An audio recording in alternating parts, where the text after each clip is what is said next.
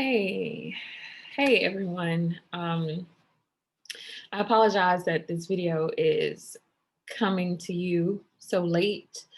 Uh, I had really been trying to set aside some time to sit down and go over all of this and just really had not had the time. Um, I'm doing it this morning, basically fresh off of a 26-hour journey from Saudi Arabia because I felt it was important for me to be here in order to vote today. So understand the things that I'm passionate about. It means that I wouldn't ask you to do anything that I'm not willing to do. So I really wanted to do this particular video in order to encourage anyone that is still sitting at home on the fence about voting, and also to educate those who have gone out and exercised their right to vote, but still may not completely understand exactly what the political process is. Um, this has always been a passion of mine since my ninth grade civics course with Dr. Melton is what really sparked my interest in politics, which made me go and actually major in political science for my undergrad degree. So this is something that has always been a passion of mine for years. Um, I was able to work at the General Assembly, the state capitol, under the Ways and Means Committee. So I have very intricate knowledge about how state government works as well. But I just wanted to share that knowledge with everyone, but specifically more putting it in layman's terms for people to understand, because I get it if don't, you didn't have any educational foundation about politics, it's kind of hard to understand because some of these things can be very complex in nature. So I wanted to make sure that I could at least provide you with some foundational information for people to do more research on their own. But I think it's important for us not to just encourage people to get out to vote, but to understand why they're voting and how all of these systems work together when it comes to things that may be beneficial to them on the one hand, and things that could be harmful that they don't pay attention to on the other hand. So I'm going to go ahead and get into it.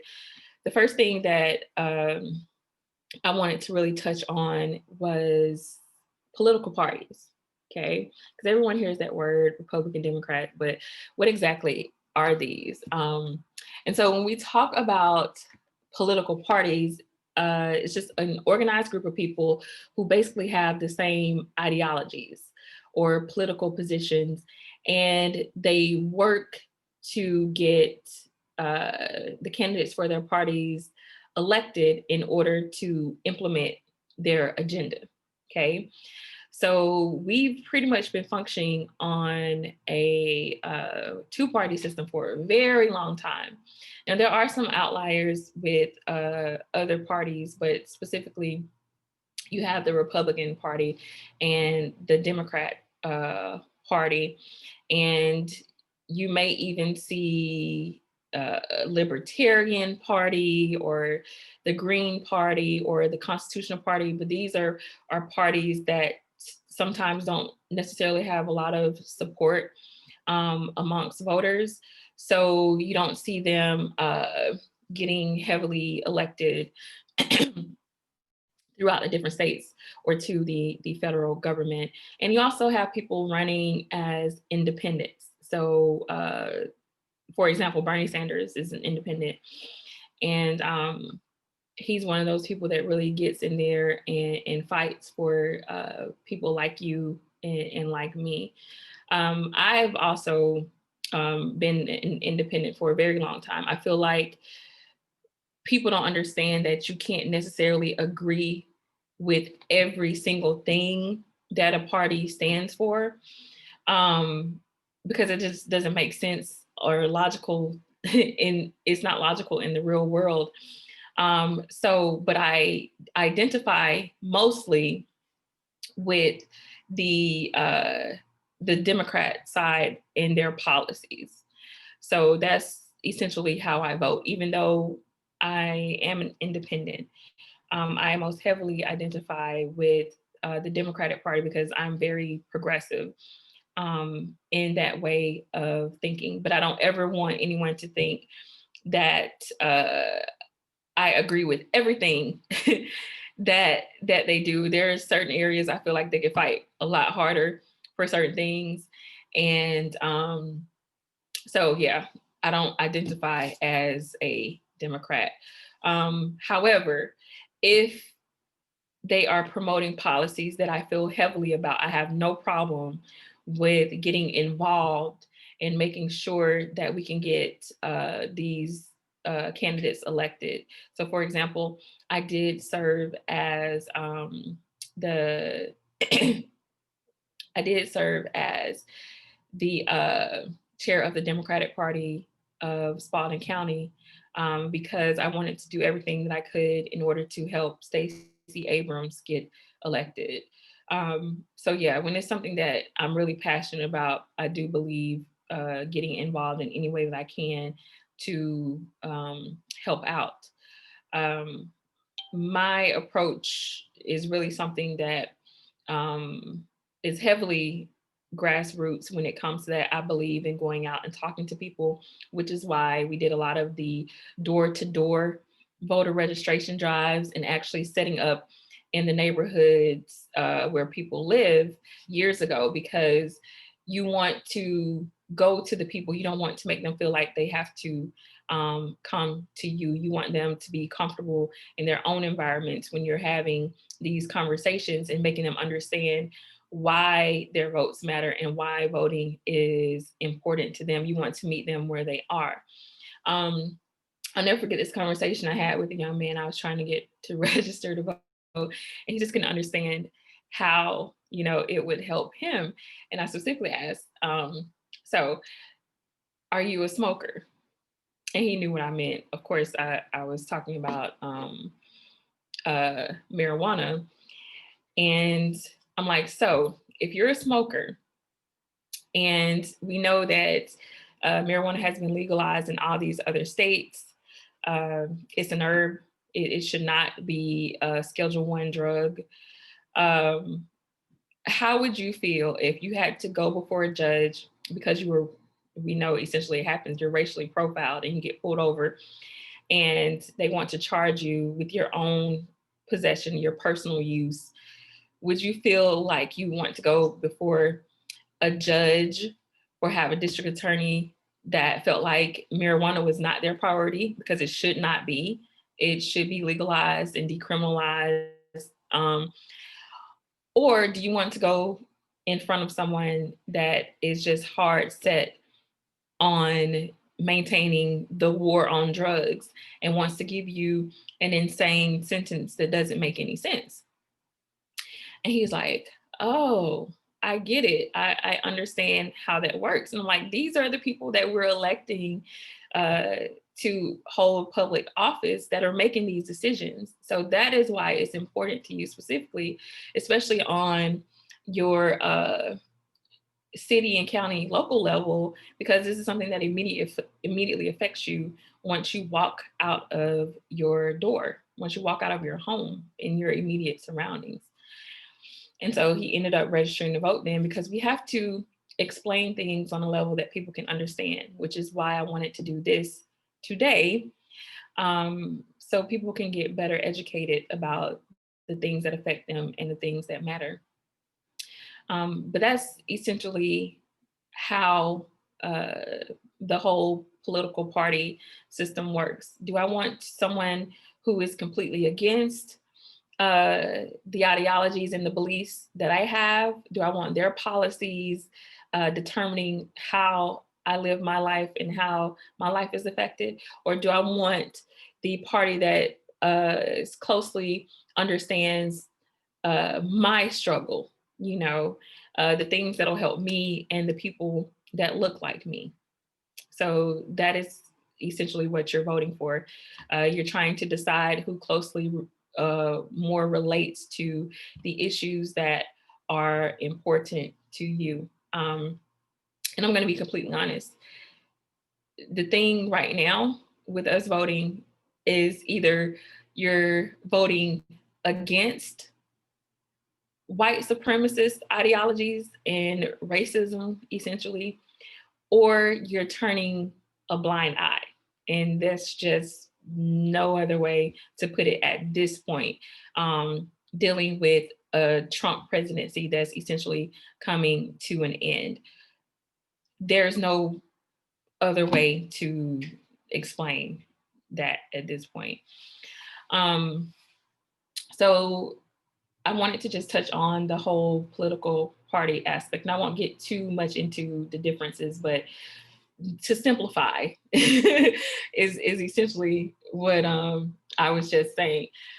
But let's go into talking about the three levels of government, essentially.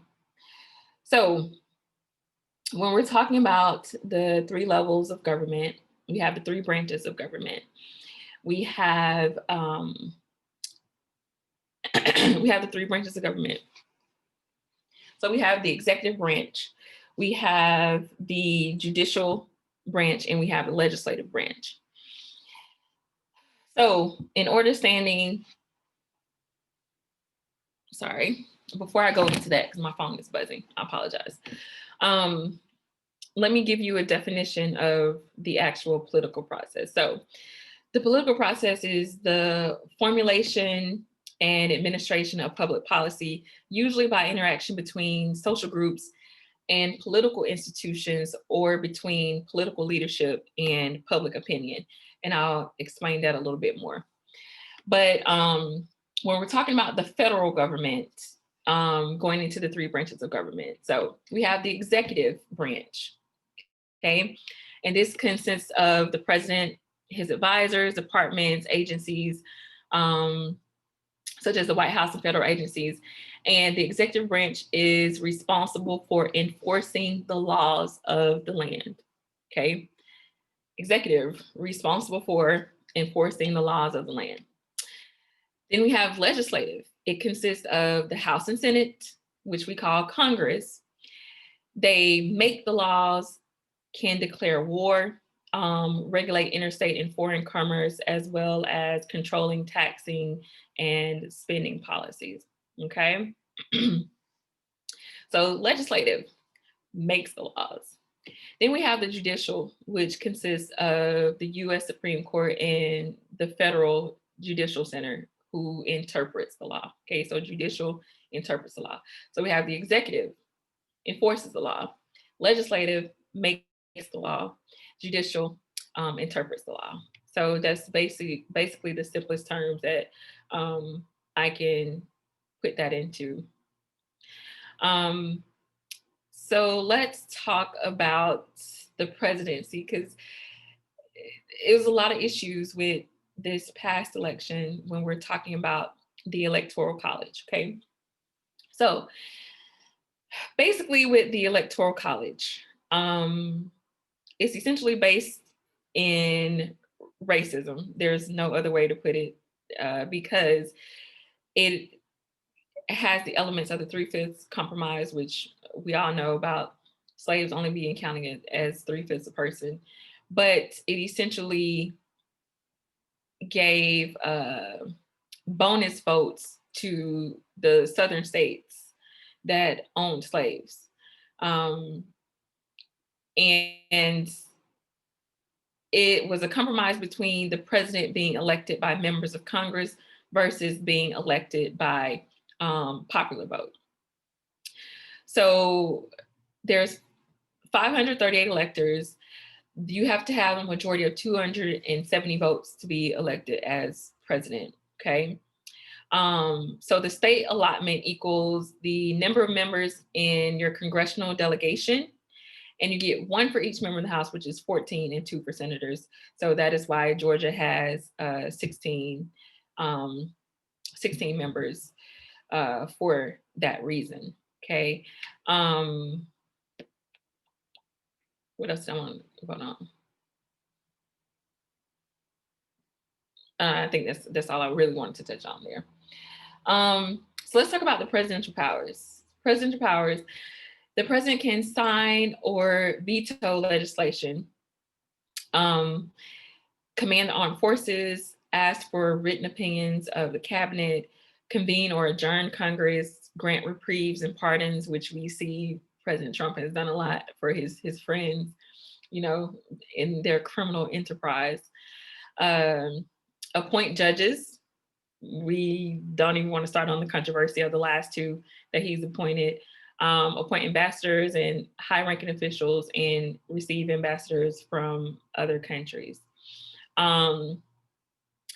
So with talking about Congress, the House of Representatives has 435 members, and that's essentially based on the population, okay? And they serve for 2 years. The Senate has 100 members, which is 2 per state, and they serve for 6 years. When we're talking about veto powers, which we saw with the members of Congress overriding overriding the defense bill that just came out.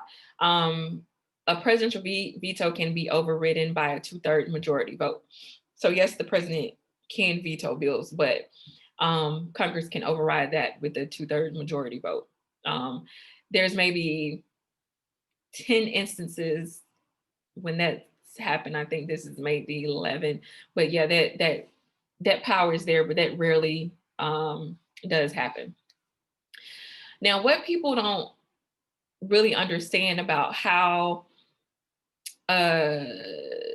lobbying and certain special interest groups play into what happens with our local, state, and federal government. So when we talk about lobbyists and special interest groups, they normally are advocates with the intention of influencing decisions made by the government.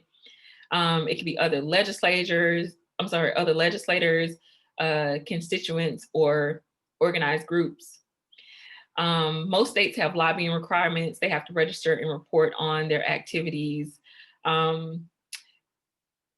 They can raise money, write laws, control the debate, spin the media, control the web, engineer a following, buy credibility, sponsor think tanks, and consult with critics, essentially. Lobbyists and special interest groups really have a heavy hand in the laws that are created. When we talk about how much money is being spent on races with candidates, this is essentially where this money is coming from.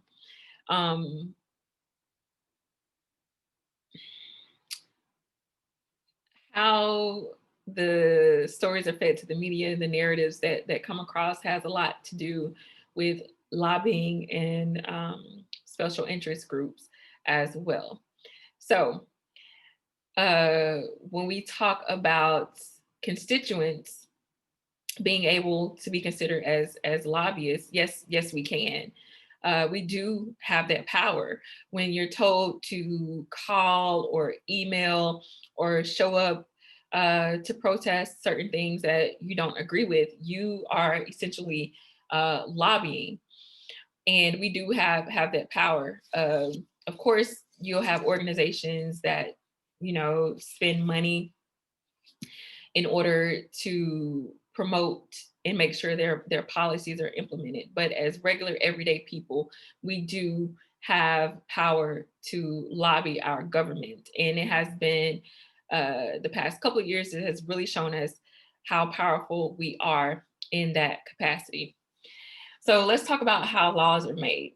Okay, so it has to be sponsored by a representative, which is then assigned to, well, when I say representative, I'm talking about either a senator or a representative.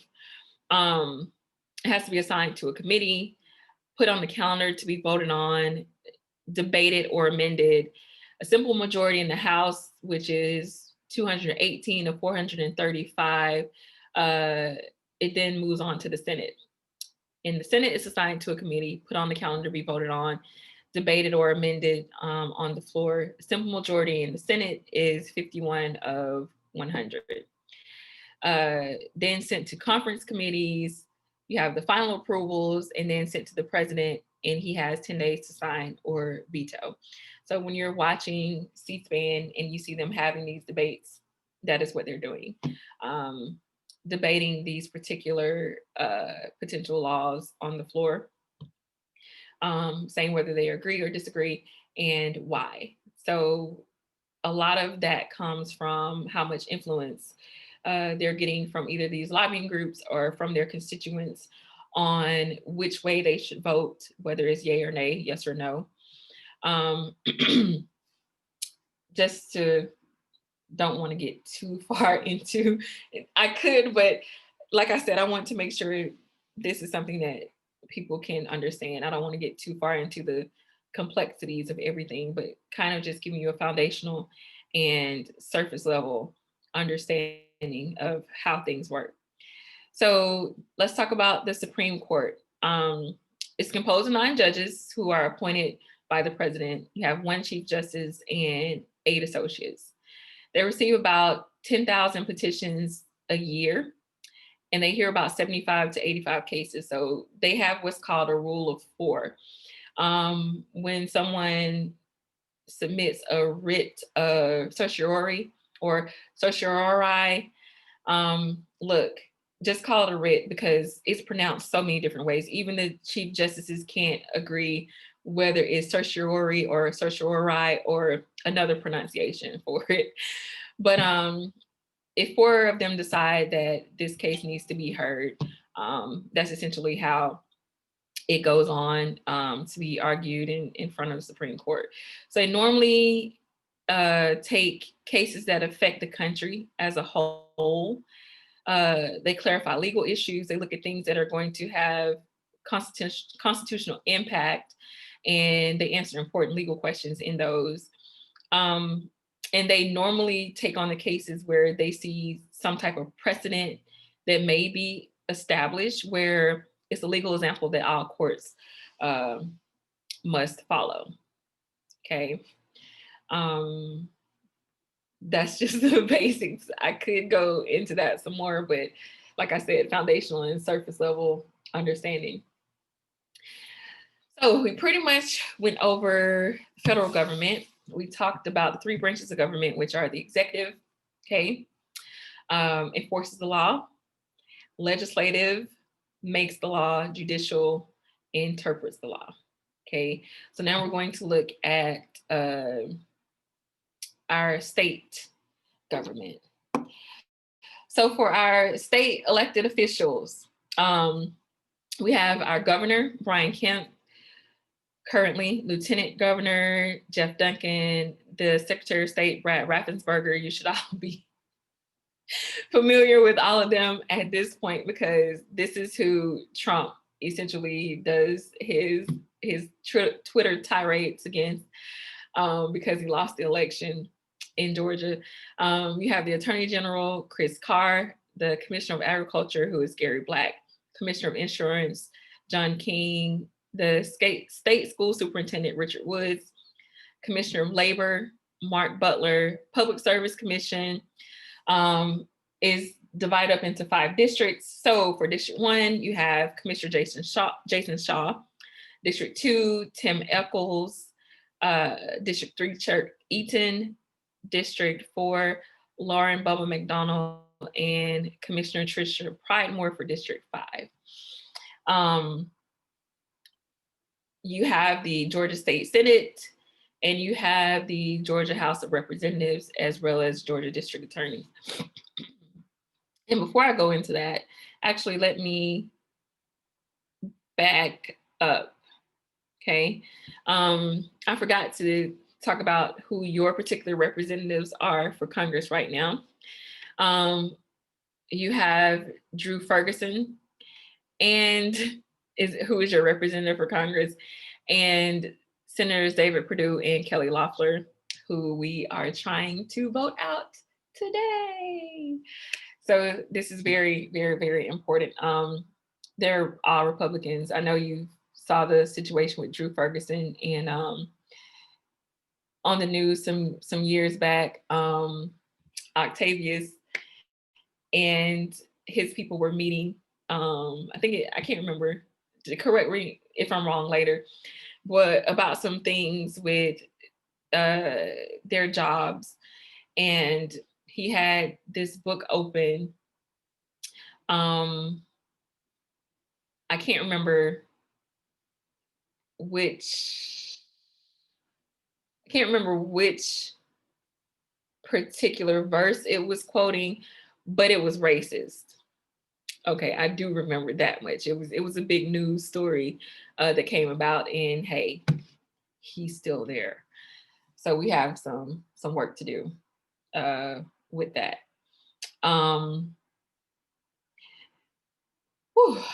Let's talk about stuff at the state level. So we have the governor.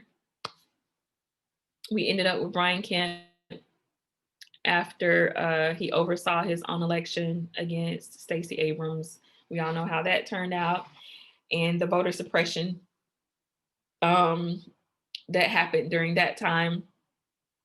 We have in the House, we have 180 elected members. We have the Speaker Pro Tem, the Majority Leader, and the Minority Leader. They're elected for 2 years. We have 115 Republicans, 64 Democrat. I think that number is correct right now. It could be a little bit different. For our Senate, we have 56 elected members. You have the Speaker Pro Tem, Majority Leader, Minority Leader. They also serve as 2 years. Last I checked, I think we had 37 Republican, 19 Democratic. But our representatives are David Knight, Karen Maciak, who are both Republicans, and Marty Harbin, who is also a Republican. We had an opportunity there to change leadership, and unfortunately, they were able to get back into office. Sinquez Jester ran against Marty Harbin, and I feel like we need to do better as Black people when it comes to showing up for people who look like us and who we know are going to fight for us if given the opportunity to get in a position to do that. We need to stop just giving people Facebook support and make sure we show up for our leaders when needed. And he needed us to show up for him, and a lot of us did not do that. We need to get better. We need to get better. We also need to stop allowing people to run unchecked. There should not be a situation where someone is running unopposed. I don't care if we don't have a rat's heel chance in winning, we still need to challenge those positions. So we definitely need to get better when it comes to that as well. Okay, so let's talk about powers and privilege with the state government. So our representatives have the power to make state laws. They can restrict land to protect and preserve the environment and natural resources. They can form a state militia under the command of the governor of Georgia, expend public money, condemn properties, zone properties, participate in tourism, control and regulate outdoor advertising. They cannot be arrested during session or committee meetings for any type of issues, whether it be breach of peace, a felony, or treason. And potentially they're not liable for anything said in session or committee meetings, which, yeah. So the things that go on in session and committee meetings, and they're not liable for things that are said. I could tell you some stories, but that'll be for another day. But yeah, so these are basically the essential powers and privileges that they have. So when we talk about lists of state House committees, okay, this is on the House side. You have the Agriculture and Consumer Affairs, Judiciary, you have appropriations. And when we talk about appropriations, that's essentially legislation, it's legislative designation for money for particular uses of budget and spending is what appropriations is, okay? You have the judiciary, non-civil, banks and banking, legislative and congressional reapportionment. When we talk about reapportionment, this is extremely important. We're talking about redistribution of seats based on changes in population, and redistricting is the process of drawing electoral district boundaries, which is one of the many ways that voters that look like us are disenfranchised through reapportionment and redistricting, essentially for the longest in the state of Georgia because the Republicans have been in power for so long. We have MARTOC, Defense and Veterans Affairs, Motor Vehicles, Economic Development, Tourism, Natural Resources and Environment, Education, Public Safety and Homeland Security, Ethics, Energy, Utilities and Telecommunications, Game, Fish and Parks, Regulated Industries, Governmental Affairs, Retirement, and Health and Human Services. So those are some of the House committees. On the Senate side, you have, more House committees. Rules, Higher Education, Science, Technology, Human Relations and Aging, Special Rules, Industry and Labor, State Properties, Information Audits, State Planning, Community Affairs, Insurance, Transportation, Interstate Cooperation, Ways and Means, and this is the committee that I was telling you about. I worked under at the state capitol. Ways and Means essentially deals with taxation. So it's the raising of revenues. This involves reviewing and making recommendations for government budgets as well. So taxation is extremely important. Intergovernmental coordination, budget and fiscal affairs oversight, code revision, juvenile justice, small business development. So this is what I mean when I say these things are important, because everything that I just read off affects you in some type of way, okay? And this is just at the state level, okay? The federal level is similar in the committees that they have, but these affect you in your everyday life. So let's talk about the list of Senate committees, which are similar. You have Administrative Affairs, Agriculture and Consumer Affairs, Appropriations, Assignments, Banking and Financial Institutions, Economic Development, Tourism, Education and Youth, Ethics, Finance, Government Oversight, Health and Human Services, Higher Education, Insurance and Labor, Interstate Cooperation, Judiciary, Natural Resources and Environment, Public Safety, Reapportionment and Redistricting, Regulated Industries and Utilities, Refinement, Rules, Science and Technology, Special Judiciary, State and Local Governmental Operations, State Institutions and Property, Transportation, Urban Affairs, Veterans, Military, and Homeland Security. As I said before, all of which affect us as citizens. I know that's an exhaustive list, but yeah, all of which affects us as citizens. And I want people to understand, you know, I've seen instances where people are really excited because they get to go to the state capitol to do things. And I'm like, understand this. As a citizen of the state of Georgia, you can go to the capitol whenever you wish, okay? You can sit in the chamber proceedings. You have a right to do that. You have a right to request a meeting with your elected officials. You have a right to do that. You don't need a special invitation. You don't need to be invited. Again, as a tax-paying citizen, you have a right to do that. You have a right to go to the state capitol. You have a right to sit in on chamber meetings. You have a right to request a meeting with your senator or representatives, okay? You do not need any type of special invitation for that to happen, okay? We don't understand how much power we have, and we have to understand that, okay? So let's talk about our city and local officials, okay? City of Griffin, we have city commissioners that are supposed to be nonpartisan, elected for 4 years.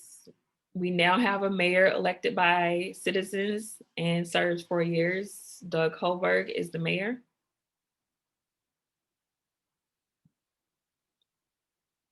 I think everyone pretty much understands my sentiments on that.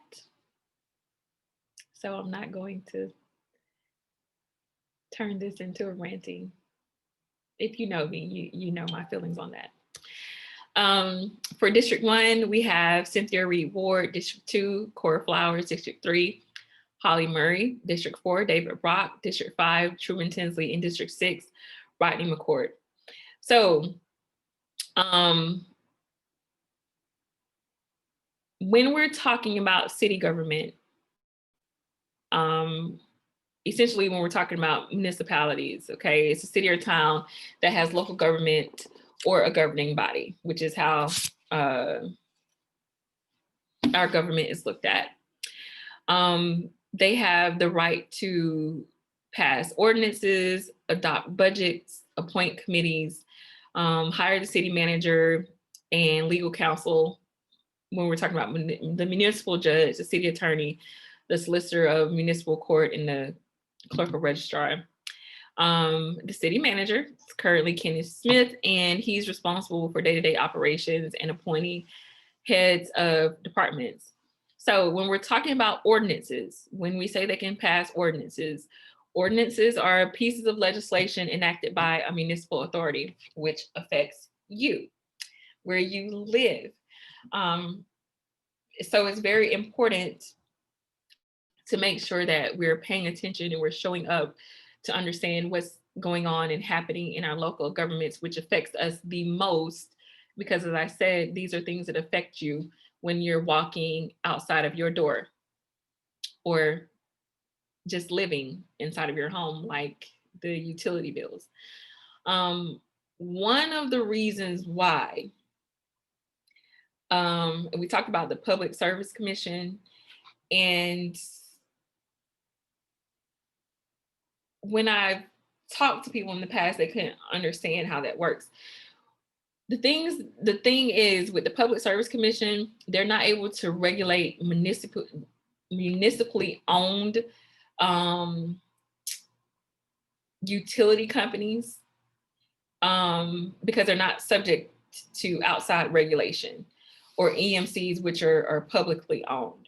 So that is why people have difficulties finding who to talk to when you're trying to figure out your issues that you want to report with maybe irregularities in your utility bills. So this is something you need to, if you want to file a complaint, you would do through the state attorney general. And I've did a whole video about that before, so I won't go into that too much here. I can just leave the link to it if anybody is interested in seeing about the steps you should take when you're having trouble with your utility bills. But this is why I'm talking about why this is so important and people need to pay attention. A lot of times when these ordinances get introduced, they fly under the radar and people don't realize what's happening until some type of cost has been increased, when we should be paying attention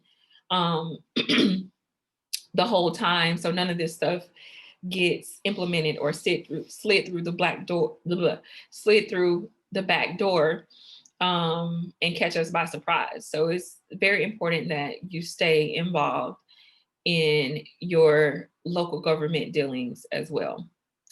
So when we're talking about City of Griffin departments, you have Public Works, which is wastewater, dealing with city parks, streets, transportation. planning and development, planning and zoning, Main Street historic preservation, airport administrative services. Administrative services deal with procurement, IT, finance, human resources. You have central services, solid waste, landfill, recycling, electric services, of course, public safety, fire, police, code enforcement, and the municipal court. Okay, so these are all those departments under there. So let's talk about boards and committees.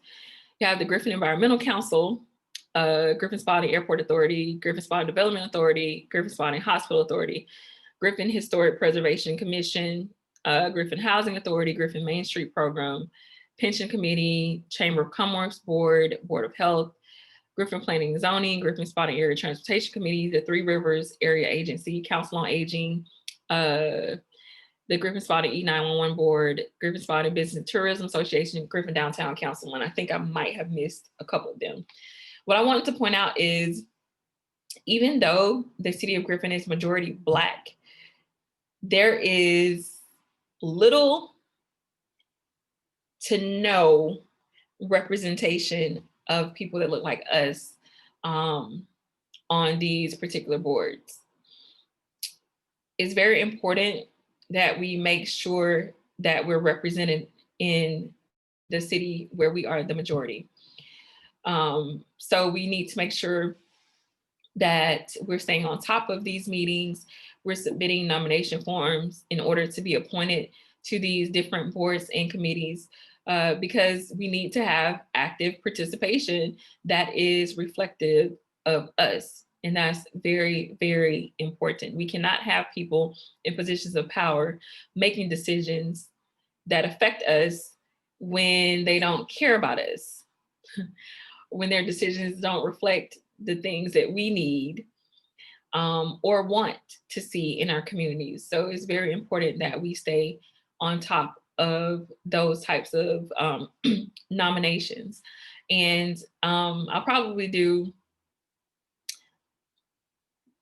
a little bit more, maybe another time, to talk about, to go in depth of some of those different committees and things and how they work. So let's talk about county. Our county elected officials. So we have the county commissioners, the sheriffs, the magistrate, juvenile, probate, and state court judges and clerks, superior court clerks, tax commissioners, school board members, and the coroner. Okay. So with our Spalding County Board of Commissioners, the county commissioners issue ordinances similar to what the city does, resolutions, project initiatives, and tax. So for District 1, we have Glenn Flowers Taylor. District 2, James Dutton, better known as Dumpster Diving James Dutton, because of the dumpster diving incident recently with the Spalding County elections. I have a whole video about that. I'm not going to go into that either. I'm being nice today. Probably because I haven't had much sleep. But yeah, I could go on a rant about him as well. Save that for another day. District 3, we have Rita Johnson. District 4, Bart Miller. District 5 currently does not have a commissioner because Commissioner Don Hallbaker was relieved of his duties recently by the governor of the state of Georgia because of the criminal incident he had with, I think it was domestic violence, and then he basically shot at law enforcement officers. So yeah, he's been relieved of his duties. So not sure who they're pushing for to take his seat, but he essentially covers what is Sun City. We have the county manager, William Wilson, who oversees the day-to-day operations, advises the board, implements commission policies. As far as Spalding County departments, there's human resources, community development, which is planning and zoning, licensing, water authority, building permits and inspections, budget and finance, public safety, tax commissioner, tax assessor, elections and voter registration. And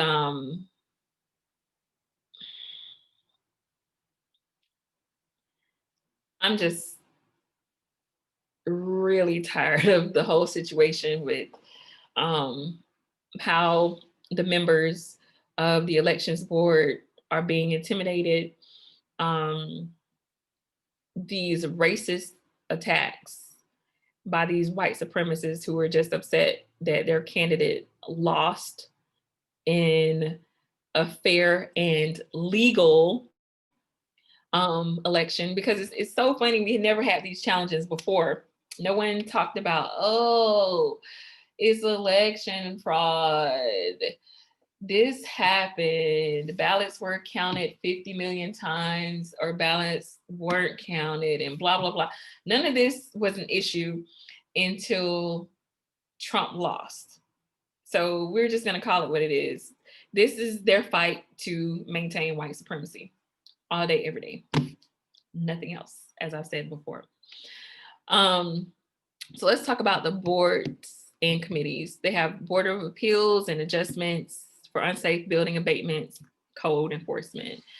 McIntosh Trail Community Service Board, Region 4 Emergency Medical Services Advisory Council, Region 1 MHD DAD Planning Board, Animal Care and Control Advisory Board, Board of Elections and Registration, Board of Health, Board of Tax Assessors, Board of Zoning, Collaborative Authority for Family and Children, Department of Family and Children Services, Library Board of Trustees, Parks and Recreation Advisory Commission, Personnel Appeals Board, Planning Commission, Water and Sewage Facilities Authority, Two Rivers RC&D Council, West Central Georgia Workforce Investment Board. So again, lots of things that affect us directly. Let's talk about elected officials. You have the tax commissioner, the coroner, the sheriff, clerk of superior courts and state courts, the chief magistrate court judge, the probate court judge, state court solicitor, state court judge, district attorney, superior court judges. Okay. So let's, when I said again, we need to stop letting people run unopposed. For example, Rita Kavanaugh has been the magistrate court judge forever, who has ran opposed. We don't need to allow that to happen the next time her election comes up. We have an opportunity coming up in February to have a different district attorney. Right now it's Marie Broder Green, but we have Dexter Wimbish who is running, and we need to make sure we show up for him as well, okay? Show up for the people who are going to fight for us and make sure that we get equal treatment, equal and fair treatment in our judiciary. He has been an advocate for the community. He has fought for civil rights. A lot of things that Dexter does behind the scenes, nobody even knows how. He's done so much pro bono work just to help people in situations where they were racially profiled or their civil rights were violated. So we need to make sure that we show up for him as well when this election comes up in February, okay? So let's move on to the Griffin-Spalding County School Board. So with the school board, it's their job to see overall operation of all schools in the Griffin-Spalding County school system, provide adequate school facilities and personnel to meet the educational needs of Spalding County, establish policies by which the schools are to be administered. But however, the administration of the educational programs and conducting a school business is the responsibility of the superintendent of schools and staff. Okay, so with our Board of Education, we have District 1, Centel Brown, who has been a great advocate for the scholars in the community. District 2, Will Doss is the chairman. District 3, Zachary Holmes, who has been a long time community advocate fighting for our children in the school system. District 4, we have Barbara Jo Cook. In District 5, we have Sue McDonald, who has proven to definitely be an ally for our kids in the school system as well. Right now, they have an interim superintendent I understand they have it narrowed down to 3 candidates, but that person has not been chosen as of yet. Okay. So this was me basically trying to give you a foundational understanding of the political process, what it looks like at the federal government, what it looks like at the state and our city and county local government, to understand what exactly some of this stuff means, how it affects us, um, and why it is important to vote, to make sure that our voices are heard, to make sure that we are getting the policies through that's going to help and benefit our communities, to make sure that uh, our civil rights are not continuing to be uh, violated and stepped on and trampled on like they have been, so much so in years past. And I know a lot of people make the argument that, your votes don't matter. Let me tell you something. Yes, for the federal government, we have the electoral college that should basically be abolished because it just doesn't make sense. But there is no electoral college for your state and local government elections. So there's no excuse there, period. And if your votes didn't matter, why would they spend so much time trying to disenfranchise your vote? Why would they spend so much time redistricting things in the Republicans' favor, closing polling locations, um, arguing about whether or not absentee ballots should be counted?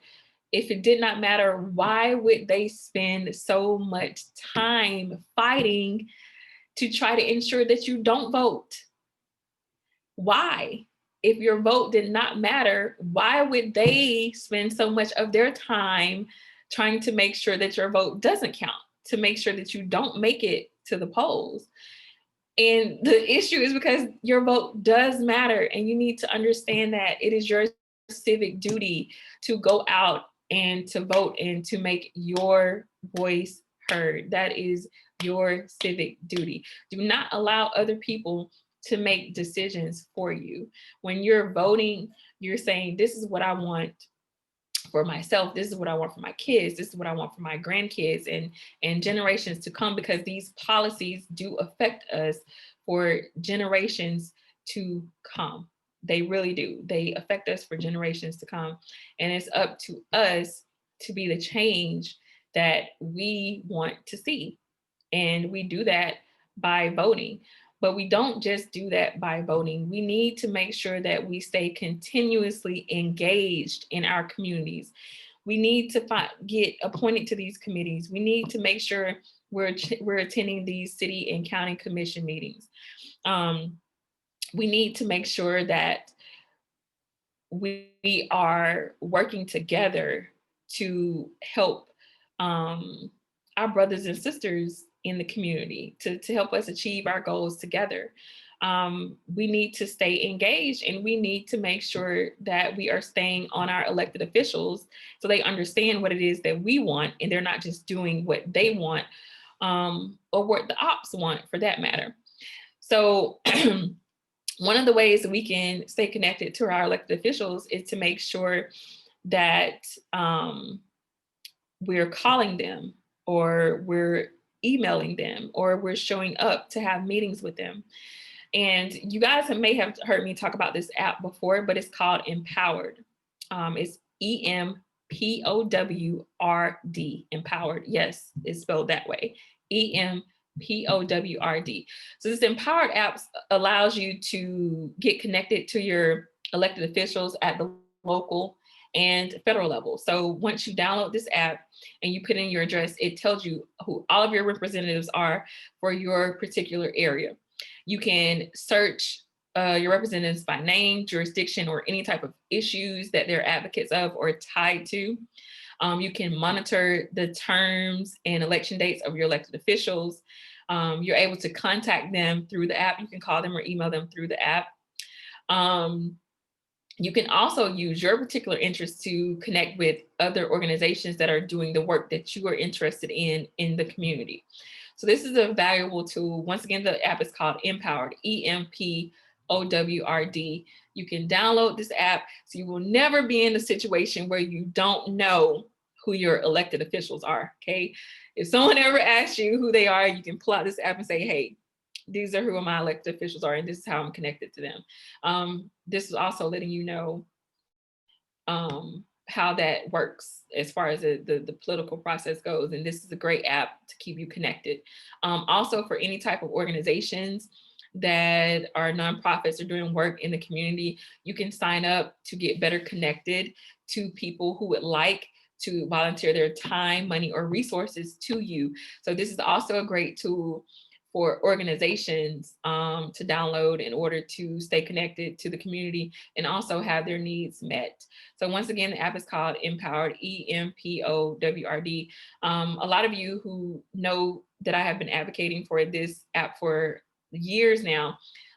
This app was created by one of my very good friends that I had the ability to do a business plan for maybe 13 years ago now. But this was another idea that he came up with after Trayvon Martin was murdered. And he felt like people didn't have an outlet to get in contact with their elected officials to express their concerns about the stand your ground law. So he created this app as a way for people to stay connected to their local officials and have their voices heard. So there are people that have been doing this work for years in the community, trying to make sure that we understand the political process and we stay connected to the political process. So we all have to do our part. I think I've went on way longer than I really wanted to at this point. But this is just to give you an overall understanding of what um, these branches of government are, how they operate, what are these specialized committees, and exactly what it means to you as a constituent, and what you can do in order to make sure we're holding our elected officials accountable. So that's all of your time that I wanted to take today. I want to encourage everyone to make sure they get out and vote, vote, vote, vote, vote. This is our opportunity to make history all over again. This is our opportunity to ensure that the things that matter to us, the hardworking, everyday people, that we can support these candidates who really care about the issues that matter to us, whether it's healthcare, whether it's a bigger stimulus check, whether it's wiping out student loans and just providing the help that we need in this age of this pandemic. So I'm asking you, pleading with you, begging you, encouraging you to make sure you go out and vote today. Guys, I just got off a 26-hour journey from Saudi Arabia to make sure that I could be here and vote today. I don't care about these threats from these white supremacists, these racist, right-wing extremists. No one is going to intimidate me. I am going to put on my clothes, stroll up in there and cast my vote and walk out with a smile on my face, knowing that I've taken matters into my own hands and exercise my right to vote, and we will not be intimidated. They need to understand we will not be intimidated. We're not our ancestors. This should not be looking like the civil rights movement during the 1960s. It just shouldn't. It shouldn't at all. It's 2021. And we have to stand up and we have to fight back and we have to make sure that our voices are heard. And that's just the bottom line. I wouldn't ask you to do anything that I wouldn't do myself. You guys have seen me in the trenches. You've seen me fighting. Whether I'm here or whether I'm at home, the fight continues.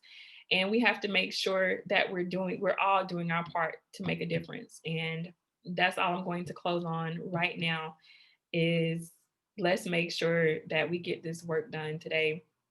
And here now, Hopefully I'll see some of you out at the polls. I really want to thank all of our workers who are working the polls and making sure that this election runs smoothly. Marcia, hey, we got your back. You know that. We will forever have your back. Um, so yeah, everyone, let's get this done. I'm excited about the possibilities of what can happen. So I'm going to close on that note.